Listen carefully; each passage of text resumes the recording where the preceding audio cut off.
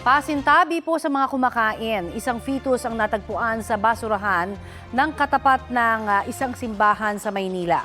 Balitang hatid ni Jomer Apresto.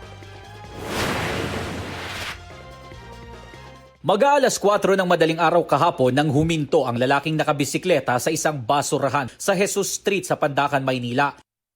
Habang kinakalkal ang mga basura, isang kulay itim na plastic bag ang kanyang binuksan. Tila nagulat ang lalaki sa nakita at agad siyang lumayo.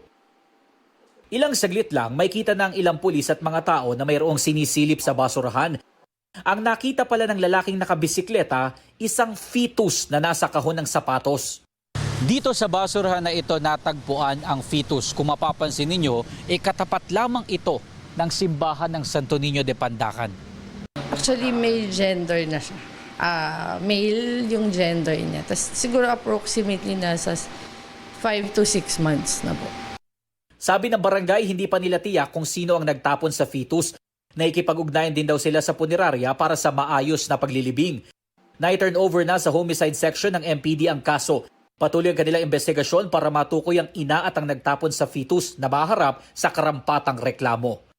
Jomer Apresto nagbabalita para sa GMA News.